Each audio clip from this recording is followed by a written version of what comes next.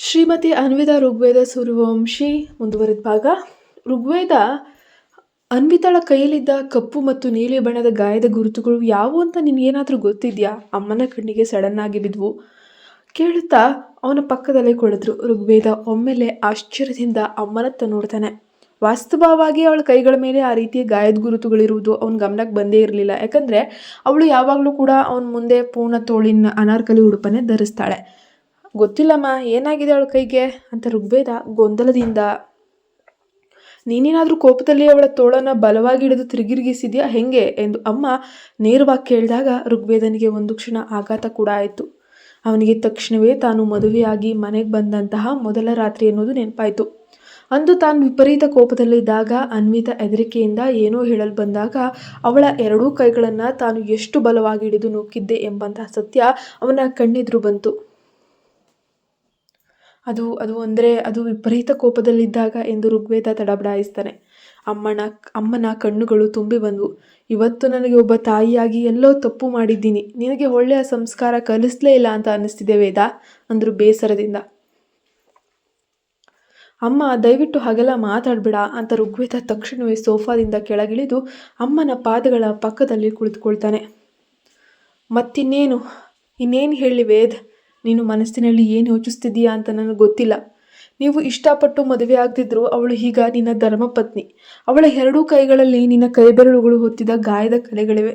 ನಿನಗೆ ಗೊತ್ತಾ, ನಾನು ನಿನಗೆ ಎಂದಾದರೂ ಒಬ್ಬ ಹುಡುಗಿಯ ಮೇಲೆ ಕೈ ಎತ್ತಬಾರದು, ಹೆಣ್ಣಿಗೆ ಗೌರವ ಕೊಡಬೇಕು ಅಂತ ಕಲಿಸ್ಲೇ ಇಲ್ವಾ ಎಂದು ಅಮ್ಮ ಕಠಿಣವಾಗಿ ತರಾಟೆಗೆ ತೆಗೆದುಕೊಳ್ತಾರೆ. ಕ್ಷಮಿಸಿ ಅಮ್ಮ, ನಿಜವಾಗಿಯೂ ನನ್ನನ್ನು ಕ್ಷಮಿಸಿ. ಅದು ಆ ಪರಿಸ್ಥಿತಿಯಲ್ಲಿ ನನಗೆ ಬೇರೆ ದಾರಿ ಇರಲಿಲ್ಲ.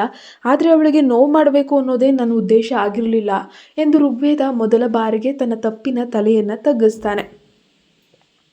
ಹಾಗಾದರೆ ನಾನು ಅವಳನ್ನು ಆ ಬಂಧನದಿಂದ ಮುಕ್ತಗೊಳಿಸಬೇಕೆ? ನಾನೇ ಅವಳ ಹತ್ತಿರ ಮಾತಾಡಿ ನಿನ್ನಿಂದ ದೂರ ಕಳಿಸ್ಕೊಡಲೇ? ಅದೇ ಅವಳಿಗೆ ಒಳ್ಳೆಯದಲ್ವೇ? ಗಂಡನೇ ಗೌರವಿಸಿದ ಈ ಮನೆಯಲ್ಲಿ ಆ ಮುಗ್ಧ ಮಗು, ಆ ಹುಡುಗಿ ಹೇಗೆ ತಾನೇ ಇರಬೇಕು ಎಂದು ಅಮ್ಮ ಭಾವನಾತ್ಮಕವಾಗಿ ದಾಳವನ್ನು ಹುರುಳಿಸೋಕೆ ಶುರು ಮಾಡ್ತಾರೆ. ಅಮ್ಮನ ಬಾಯಿಂದ ಬಂದಂತಹ ಅವಳನ್ನು ದೂರ ಕಳಿಸ್ತೇನೆ ಅನ್ನೋ ಮಾತು ಕೇಳಿದ ತಕ್ಷಣ ಋಗ್ವೇದನ ಹೃದಯದ ಒಳಗೆ ಎಲ್ಲೋ ಒಂದು ಕಡೆ ತೀವ್ರವಾಗಿ ನೋವಾಗುತ್ತೆ. ಅವಳು ತನ್ನನ್ನು ಬಿಟ್ಟು ಶಾಶ್ವತವಾಗಿ ಹೋಗುತ್ತಾಳೆಂಬ ಆಲೋಚನೆಯೇ ಅವನಿಗೆ ವಿಚಿತ್ರವಾದ ತಳಮಳವನ್ನು ಉಂಟು ಮಾಡಿಸುತ್ತೆ. ಅವನಿಗೆ ಏನು ಮಾತಾಡಬೇಕು ಅಂತಲೇ ತಿಳಿಲಿಲ್ಲ. ಅವನ ತಲೆ ಅವಳನ್ನು ಹೋಗಲು ಬಿಡು ಅಂತ ಹೇಳ್ತಿದ್ರೆ, ಅವನ ಹೃದಯ ಮಾತ್ರ ಅವಳನ್ನು ದೂರ ಕಳಿಸಬೇಡ ಅಂತ ಹಠ ಮಾಡ್ತಿದೆ. ವೇದ್, ಅನ್ವಿತಾ ಇನ್ನು ಮುಂದೆ ನಿನ್ನ ಜವಾಬ್ದಾರಿ ಅಂತ ನೀನು ಮೊದಲು ಅರ್ಥ ಮಾಡ್ಕೊಳ್ಬೇಕು. ನಿನ್ನ ಜೀವನದ ಉಳಿದ ಭಾಗವನ್ನು ನೀನು ಅವಳ ಜೊತೆಲೇ ಕಳಿಬೇಕು.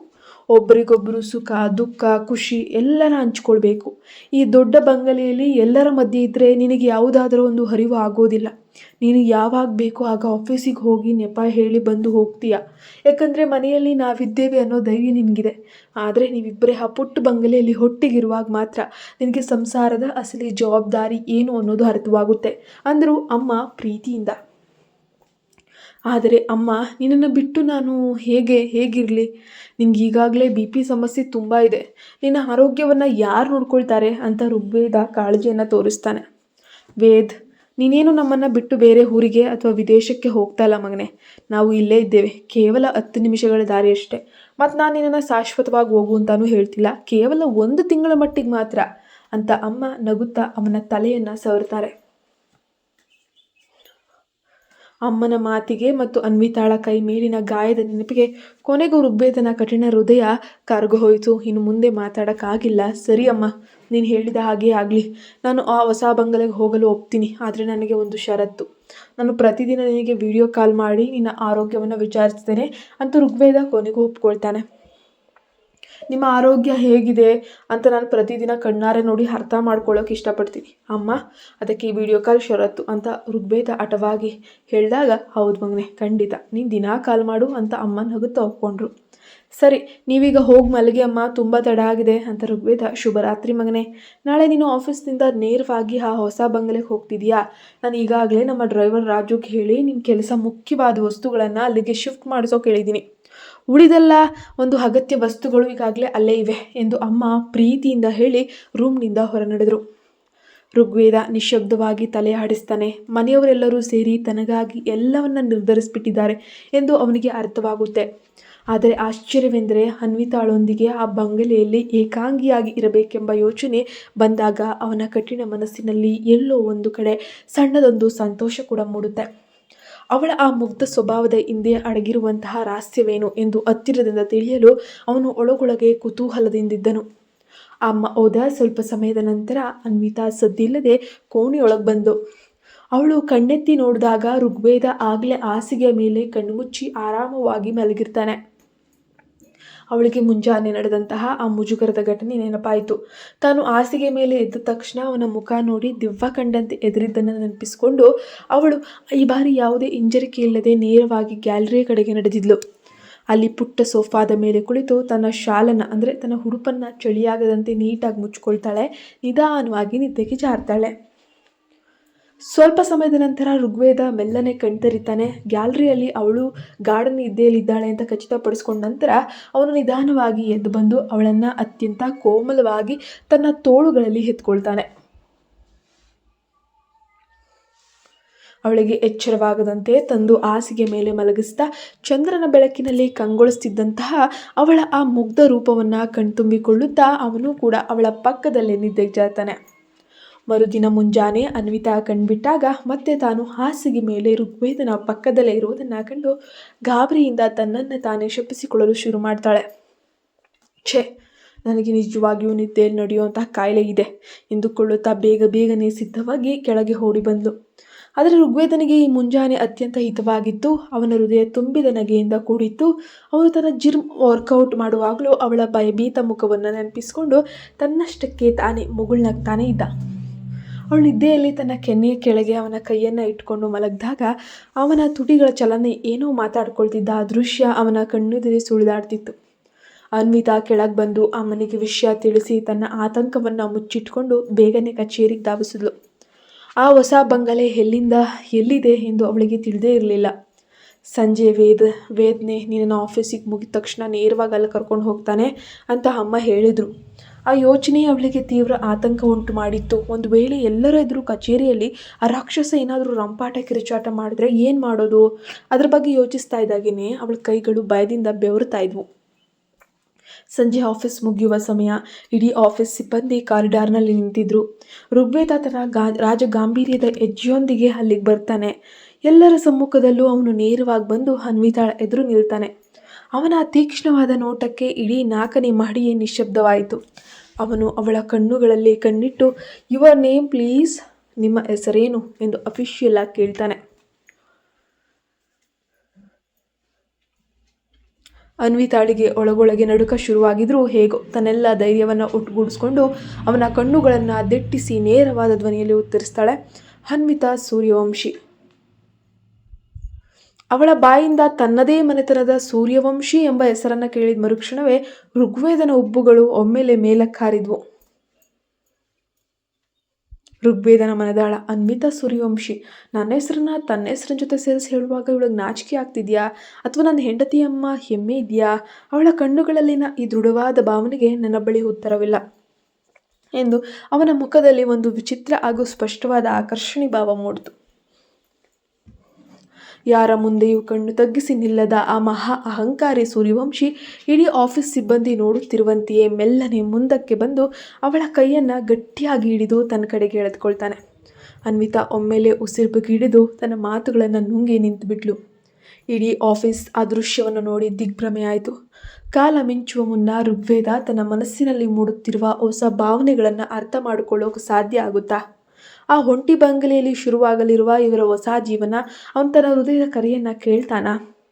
ಋಗ್ವೇದ ಮುಂಜಾನೆ ಕಚೇರಿಗೆ ಬಂದಾಗಿನಿಂದಲೂ ಕೂಡ ಬ್ಯಾಕ್ ಟು ಬ್ಯಾಕ್ ಮೀಟಿಂಗ್ಗಳಲ್ಲಿ ವಿಪರೀತ ಬ್ಯುಸಿಯಾಗಿದ್ದ. ಹೊಸ ಪ್ರಾಜೆಕ್ಟ್ಗಳ ಚರ್ಚೆ ಸಭೆಗಳ ಒಂದರ ನಂತರ ಒಂದರಂತೆ ಪ್ರಾರಂಭವಾದ ಮೇಲೆ ಅವನಿಗೆ ಹೊರಗಿನ ಪ್ರಪಂಚದ ಅರಿವೇ ಇರಲಿಲ್ಲ.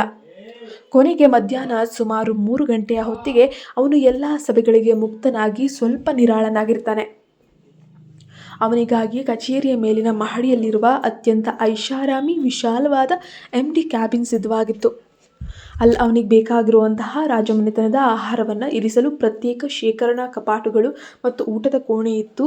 ಆ ಮಹಡಿಯ ಹೊರಗೆ ಕಟ್ಟುನಿಟ್ಟಾದ ಪ್ರತ್ಯೇಕ ಭದ್ರತಾ ವ್ಯವಸ್ಥೆ ಇದ್ದುದರಿಂದ ಕಂಪನಿಯ ಕೆಲವು ಪ್ರಮುಖ ಅಧಿಕಾರಿಗಳಿಗೆ ಮಾತ್ರ ಅಲ್ಲಿಗೆ ಪ್ರವೇಶಿಸಲು ಅವಕಾಶ ಇತ್ತು. ಪ್ರಿಯಾ ಉಳಿದ ಫೈಲ್ಗಳನ್ನು ನಾನು ಆಮೇಲೆ ಓದ್ತೀನಿ, ನೀನು ಕೂಡ ಹೀಗೆ ಹೋಗಿ ಮೊದಲು ಲಂಚ್ ಮುಗಿಸು ಅಂತ ಋಗ್ವೇದ ತನ್ನ ಕೈಯಲ್ಲಿದ್ದ ದುಬಾರಿ ಗಡಿಯಾರವನ್ನು ನೋಡುತ್ತಾ ಅವನ ಧ್ವನಿಯಲ್ಲಿದ್ದ ಆ ಸಣ್ಣ ಕಾಳಜಿಯನ್ನು ಕೇಳಿ ಪ್ರಿಯಾ ಒಳಗೊಳಗೆ ಅತಿಯಾಗಿ ಸಂತೋಷಪಟ್ಲು. ಮುಖದಲ್ಲಿ ದೊಡ್ಡದೊಂದು ನಗು ಬೀರಿದ ಅವಳು ಸರಿ ಸರ್ ಅಂತ ಹೇಳಿ ಅತ್ಯಂತ ಖುಷಿಯಿಂದ ಕ್ಯಾಬಿನ್ನಿಂದ ಹೊರಗೆ ನಡೆದ್ಲು. ಪ್ರಿಯಾ ಹೋದ ನಂತರ ಋಗ್ವೇದ ತನ್ನ ಕ್ಯಾಬಿನ್ ಒಳಗಿದ್ದ ಊಟದ ಕೋಣೆಗೆ ಬಂದು ತಿನ್ನಲು ಕುಳಿತುಕೊಳ್ತಾನೆ. ಆದರೆ ಆಹಾರದ ಮೊದಲ ತುತ್ತನ್ನು ಬಾಯಿಗೆ ಹಿಡಿತಿದ್ದಂಗೆ ಇದ್ದಕ್ಕಿದ್ದಂತೆ ಅವನಿಗೆ ಇಂದು ಸಂಜೆ ಅನ್ವಿತಾಳನ್ನು ಈ ಹೊಸ ವಿಲ್ಲಾಕ್ಕೆ ಕರೆದೊಯ್ಯಬೇಕೆಂಬ ಜವಾಬ್ದಾರಿಯನ್ನು ನೆನಪಿಗೆ ಬರುತ್ತೆ. ಓ ಗಾಡ್ ಶಿಟ್ ಅಂತ ತಟ್ಟನೆ ಎದ್ದು ಅವನು ತನ್ನ ಹಣೆಯ ಮುಟ್ಕೊಳ್ಳುತ್ತಾ ನೇರವಾಗಿ ಬಂದು ಸಿಸ್ಟಮ್ನಲ್ಲಿ 4ನೇ ಮಹಡಿಯ ಲೈವ್ CCTV ದೃಶ್ಯಗಳನ್ನು ಆನ್ ಮಾಡ್ತಾನೆ. ಅಲ್ಲಿ ಅನ್ವಿತಾ ಯಾವುದೇ ಆತಂಕವಿಲ್ಲದೆ ಅತ್ಯಂತ ನಿರಾಳವಾಗಿ ತನ್ನ ಕೆಲಸದಲ್ಲಿ ನಿರತಳಾಗಿರುವುದನ್ನು ಅವನು ನೋಡ್ತಾನೆ. ಅವಳಿಗೆ ಇಂದಿನ ಪ್ಲ್ಯಾನ್ ಬಗ್ಗೆ ತಿಳಿಸಲು ಅವನು ತಕ್ಷಣ ತನ್ನ ಫೋನ್ ಎತ್ಕೊಳ್ತಾನೆ. ಆದರೆ ಮರುಕ್ಷಣವೇ ಅವನಿಗೆ ನೆನಪಾಯಿತು, ಅವಳ ಹಳೆಯ ಫೋನ್ ಅನ್ನು ತಾನೇ ಕಿತ್ಕೊಂಡು ಮುರಿದು ಹಾಕಿದ್ದ ಅವಳು ಹೊಸ ಫೋನ್ ಪಡೆದಿದ್ದಾಳೆ ನಿಜ, ಆದರೆ ಅವಳ ಹೊಸ ನಂಬರ್ ತನ್ನ ಬಳಿ ಇಲ್ಲವೇ ಇಲ್ಲ. ಇಲ್ಲಿ ನನಗೆ ಇಷ್ಟೊಂದು ಟೆನ್ಷನ್ ಕೊಟ್ಟು ಅವಳು ಮಾತ್ರ ಅಲ್ಲಿ ಆರಾಮವಾಗಿ ಕೂತು ಕೆಲಸ ಮಾಡ್ತಿದ್ದಾಳಲ್ವಾ ಅಂತ ಋಗ್ವೇದ CCTV ಸ್ಕ್ರೀನ್ನಲ್ಲಿ ಕಾಣ್ತಿದ್ದಂತಹ ಅವಳ ಮುಖವನ್ನು ನೋಡುತ್ತಾ ತನ್ನಷ್ಟಕ್ಕೆ ತಾನೇ ಗೊಣಕೊಳ್ತಾ ಇದ್ದಾನೆ. ಬೇಗನೆ ಊಟ ಮುಗಿಸಿ ತನ್ನ ಮುಖ್ಯ ಕ್ಯಾಬಿನ್ಗೆ ಬಂದ ಅವನು ಸೋಫಾದ ಮೇಲೆ ಕುಳಿತು ಅವಳಿಗೆ ಹೇಗೆ ವಿಷಯ ಮುಟ್ಟಿಸ್ಬೇಕಂತ ಯೋಚಿಸೋಕ್ಕೆ ಶುರು ಮಾಡ್ಕೊಳ್ತಾನೆ. ಅಷ್ಟಕ್ಕೂ ನನಗೇನಾಗಿದೆ, ನಾನ್ಯಾಕೆ ಒಬ್ಬ ಸಾಮಾನ್ಯ ಹುಡುಗಿಯ ಬಗ್ಗೆ ಇಷ್ಟೊಂದು ತಲೆ ಕೆಡಿಸ್ಕೊಳ್ತಾ ಇದ್ದೀನಿ? I am the boss. ನಾನು ಈಗಲೇ ರಿಸೆಪ್ಷನ್ ಕಾಲ್ ಮಾಡಿ ಅವಳನ್ನು ನೇರವಾಗಿ ನನ್ನ ಕ್ಯಾಬಿನಿಗೆ ಕಳಿಸ್ಕೊಡಿ ಅಂತ ಆರ್ಡರ್ ಮಾಡ್ಬೋದಲ್ವಾ ಅಂತ ಅಂದುಕೊಂಡವನೇ ರಿಸೆಪ್ಷನ್ ಇಂಟರ್ಕಾಮ್ ಬಟ್ಟಲು ಹೊತ್ತೋಕೆ ಹೋಗ್ತಾನೆ. ಆದರೆ ಕೈ ಹಾಗೆ ಗಾಳಿಯಲ್ಲಿ ನಿಂತ್ಬಿಡ್ತು. ಇಲ್ಲ, ಹೊಸದಾಗಿ ಜಾಯ್ನ್ ಆಗಿರೋ ಈ ಒಬ್ಬ ಸಾಮಾನ್ಯ ಉದ್ಯೋಗಿನ ನಾನು ಇದ್ದಕ್ಕಿದ್ದಂಗೆ ನನ್ನ ವೈಯಕ್ತಿಕ ಕ್ಯಾಬಿನ್ಗೆ ಕರೆಸ್ಕೊಂಡ್ರೆ ಆಫೀಸ್ನಲ್ಲಿ ಎಲ್ಲರೂ ಏನಂದ್ಕೊಳ್ಬೋದು? ಇಲ್ಲಿಯವರೆಗೆ ಹೊಸ ಎಂಪ್ಲಾಯ್ ಲೀಸ್ಟನ್ನು ನಾನೇ ನೋಡಿಲ್ಲ. ಹೀಗಿರುವಾಗ ಸಡನ್ನಾಗಿ ಅವಳನ್ನು ಕರೆಸಿದ್ರೆ ಪ್ರಿಯಾಳಿಗೂ ಬಹುಶಃ ಸಂಶಯ ಬರಬಹುದೇನೋ ಅಂತ ಕೈಯನ್ನು ವಾಪಸ್ ಹೇಳ್ಕೊಂಡು ತಲೆ ಹಿಡಿದು ಕುಳಿತುಕೊಳ್ತಾನೆ.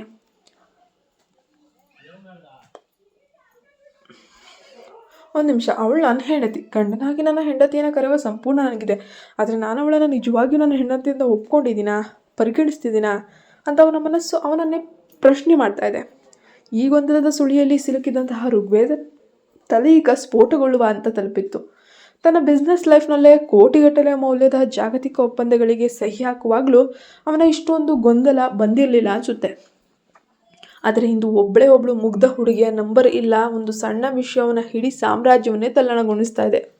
ಅಷ್ಟರಲ್ಲೇ ಬಾಗಿಲು ತಟ್ಟುವ ಶಬ್ದ ಅನ್ನೋದು ಕೇಳಿ ಬರುತ್ತೆ.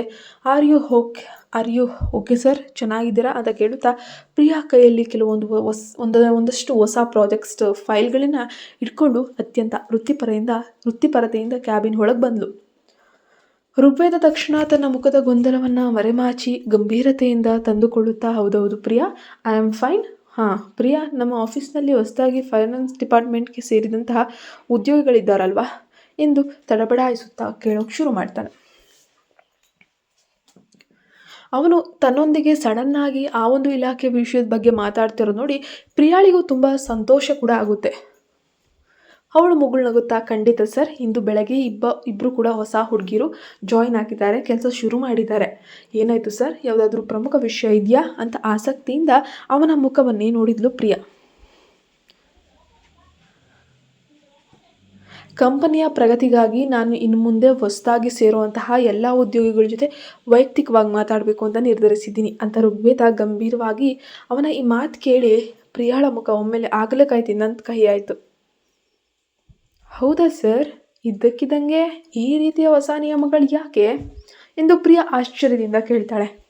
ನಿನಗಿದು ಸ್ವಲ್ಪ ವಿಚಿತ್ರ ಅನ್ನಿಸ್ಬೋದು ಪ್ರಿಯಾ, ಆದರೆ ನಾನು ಹೊಸ ಎಂಪ್ಲಾಯ್ ಮೈಂಡ್ ಸೆಟ್ ಅರ್ಥ ಮಾಡ್ಕೊಳ್ಬೇಕಾಗಿದೆ.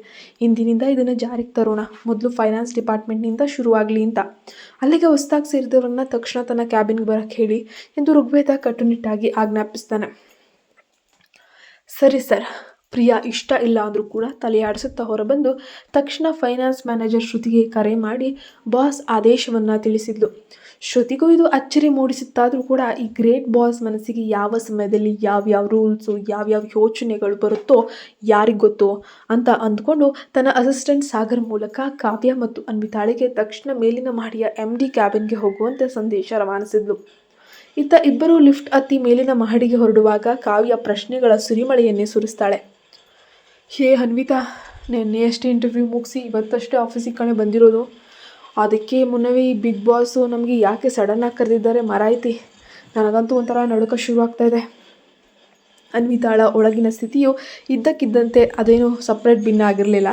ಮನೆಯಲ್ಲಿ ದಿನವಿಡೀ ತನಗೆ ಕಾಟ ಕೊಡುವ ಆ ಮಹಾರಾಕ್ಷಸ ಈಗ ಆಫೀಸ್ನಲ್ಲೂ ತನ್ನನ್ನು ನೆಮ್ಮದಿಯಾಗಿ ಇರಕ್ಕೆ ಬಿಡ್ತಾ ಇಲ್ವಲ್ಲಪ್ಪ ಎಂದು ಅವಳಿಗೆ ಒಳಗೊಳಗೆ ವಿಪರೀತವಾದ ಕೋಪ, ಆತಂಕ, ಸಂಕಟ ಒಟ್ಟೊಟ್ಟಿಗೆ ಶುರುವಾಗುತ್ತೆ.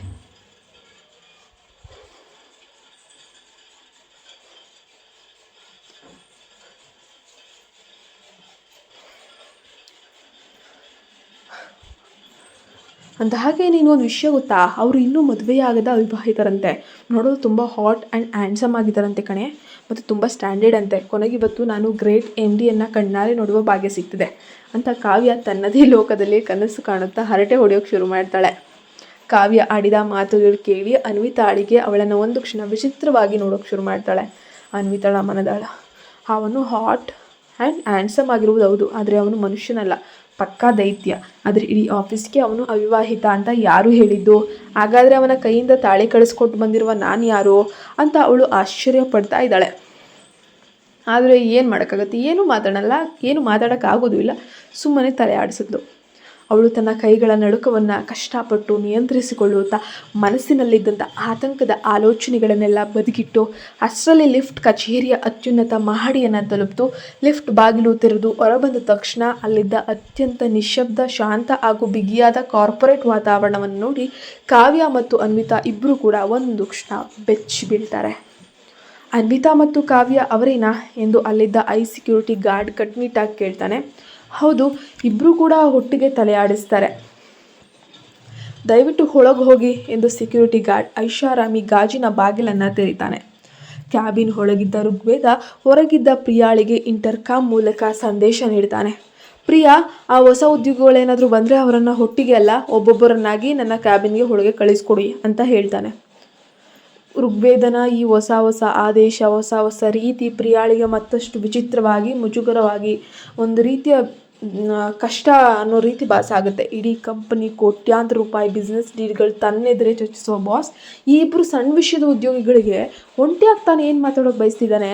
ತನ್ನನ್ನು ಈ ಸಣ್ಣ ವಿಷಯಕ್ಕಾಗಿ ಹೊರಗೆ ಕಾಯುವಂತೆ ಕಳಿಸಿದ್ದಕ್ಕೆ ಅವಳಿಗೆ ಒಳಗೊಳಗೆ ಅಸಮಾಧಾನ, ಕೋಪ, ಒಂದು ರೀತಿಯ ಇನ್ಸೆಕ್ಯೂರಿಟಿ ಕಾಡ್ತು. ಅವಳು ಕೈಗಳನ್ನು ಎದೆಗೆ ಅಡ್ಡಲಾಗಿ ಜೋಡಿಸ್ಕೊಂಡು ಗಾಂಭೀರ್ಯದಿಂದ ತನ್ನ ಸೀಟಿನಿಂದ ಎದ್ದು ಹೊರಗೆ ಬಂದಳು. ಅಲ್ಲಿ ನಿಂತಿದ್ದಂತಹ ಕಾವ್ಯ ಅನ್ವಿತಾ ಇಬ್ಬರನ್ನ ತೀಕ್ಷ್ಣವಾಗಿ ನೋಡಿದ್ಲು. ಆದರೆ ಅವಳ ಕಣ್ಣುಗಳು ಬಂದು ನೆಟ್ಟಿದ್ದು ಮಾತ್ರ ಅನ್ವಿತಾಳ ಮೇಲೆ. ಅನ್ವಿತಾ ಯಾವುದೇ ಆಡಂಬರವಿಲ್ಲದೆ ಅತ್ಯಂತ ಸರಳವಾದ ಚೂಡಿದಾರ್ ಧರಿಸಿದ್ರು. ಅವಳ ಆ ನೈಸರ್ಗಿಕ ಸೌಂದರ್ಯ ಮತ್ತು ಮುಗ್ಧತೆ ಪ್ರಿಯಾಳಿಗಿಂತಲೂ 100 ಪಟ್ಟು ಸೊಗಸಾಗಿ ದೇವತೆಯಂತೆ ಕಂಗೊಳಿಸ್ತಾ ಇತ್ತು. ತನಗಿಂತಲೂ ಅದ್ಭುತ ಸುಂದರಿಯಾದ ಹುಡುಗಿಯೊಬ್ಬಳು ಋಗ್ವೇದನ ವೈಯಕ್ತಿಕ ಕ್ಯಾಬಿನ್ ಒಳಗೆ ಒಂಟಿಯಾಗಿ ಹೋಗ್ತಿದ್ದಾಳೆ ಅನ್ನೋ ಆಲೋಚನೆ ಪ್ರಿಯಾಳ ಮನಸ್ಸಿನಲ್ಲಿ ಸಣ್ಣದೊಂದು ಮತ್ಸರದ ಕಿಡಿಯನ್ನು ಹೊತ್ತಿಸ್ತು. ಆದರೂ ಪ್ರಿಯಾ ತನ್ನ ಮುಖದಲ್ಲಿ ಕೃತಕವಾದ ಶಾಂತ ಭಾವವನ್ನು ಕಾಯ್ದುಕೊಂಡು ಅನ್ವಿತಾಳನ್ನೇ ದಿಟ್ಟಿಸಿ ನೋಡ್ತಾ ಇದ್ದಾಳೆ. ಕತೆ ಮುಂದುವರಿಯುತ್ತೆ. ಮುಂದೆ ಏನಾಗುತ್ತೆ ಅಂತ ನೋಡಬೇಕು ಅಂದರೆ ನೀವು ಈ ಕೂಡಲೇ ನಮ್ಮ ಚಾನಲ್ಗೆ ಸಬ್ಸ್ಕ್ರೈಬ್ ಆಗಿ ನೋಟಿಫಿಕೇಶನ್ ಆನ್ ಮಾಡಿ ಇಟ್ಕೋಬೇಕು. ಮುಂದಿನ ಭಾಗಕ್ಕಾಗಿ ಕಾಯ್ತಾ ಇದ್ದಾರೆ.